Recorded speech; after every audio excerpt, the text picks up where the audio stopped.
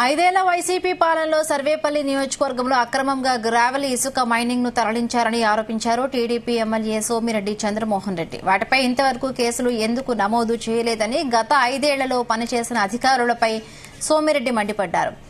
A1 ముద్దాయిలను వదిలేసి ఎవరెవరినో కేసుల్లో పెట్టడం ఏంటని ప్రశ్నించారు. ఇప్పటికైనా నెల్లూరు జిల్లా కలెక్టర్ స్పందించి వాటిపై తగిన విచారణ చేయించాలని డిమాండ్ చేశారు.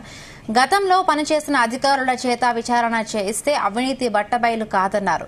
కొత్తవారితో కమిటీ వేసి వారి చేత సర్వేపల్లి నియోజకవర్గంలో జరిగిన అవినీతి అక్రమాలపై విచారణ జరిపించి అందుకు దోషులైన ఎంతటి వారినైనా కఠినంగా శిక్షించేలా చర్యలు తీసుకోవాలని జిల్లా కలెక్టర్ను సోమిరెడ్డి కోరారు. తమాషా పడుతున్నారా? ఎవరు దోపిడీ చేశారో వాళ్ళ పేర్లు పెట్టకపోతే మళ్ళీ ఇంకొక సత్యాగ్రహం వస్తే వదిలిపెట్టే ప్రసక్తిలే.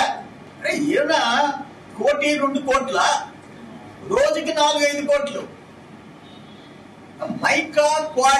మైకా మిక్స్డ్ క్వార్జ్ టన్ను 35,000 నుంచి 60,000 దానికి 8 కోట్లు వేస్తారంట. నేను కలెక్టర్ గారికి చెప్తుండా, ప్రత్యేకంగా మీరు పర్యవేక్షించండి, దయచేసి మీరు ప్రత్యేకంగా పర్యవేక్షించండి. ఎవరైతే ఈ దోచుకునే సమయంలో ఉన్నాడో వాళ్ళనే పంపించి పెనాల్టీలు వేసేది, వాళ్ళ ముద్దాయిల్ని ఫిక్స్ చేసేది. ఎవరి కింద అయితే ఎవరి కాళ్ల కింద అయితే బతికారో వాళ్ళ ఇప్పుడు ఫిక్స్ చేసేది. ఇరువుల్లో 100 కోట్లు 68 ఎకరాలు, మొగళ్ళూరు, మరుపూరు, ముదిగేడు, ఒక పొదలపూరు మండలం ఎవరి మీద కేసులు పెడుతున్నారా? ఎల్లయ్య పుల్లయ్య మీద పెడతారు. 8 కోట్లు వేస్తారంట ఆయన, గ్రేట్ ఆఫీసర్ వరదాపురం. అరే రోజుకి 4-5 కోట్లు ఎత్తింది. అరే 14 హిటాచీలు, 30 డంపర్లు, వాటి ఎంత ఎత్తుతాయి? అది కూడా తెలియని అధికారులు అంటే ఏమనుకుంటున్నారు మీరు?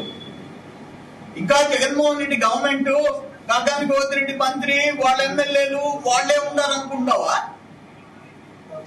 ఏమనుకుంటారు? తమాషా పడుతున్నారా? ఎవరు దోపిడీ చేశారో వాళ్ళ పేర్లు పెట్టకపోతే మళ్ళీ ఇంకొక సత్యాగ్రహం వస్తే వదిలిపెట్టే ప్రసక్తిలే. ఏమైనా 1 కోటి 2 కోట్ల రోజుకి 4-5 కోట్లు మైకా మిక్స్డ్ క్వార్జ్ టన్ను 35,000 నుంచి 60,000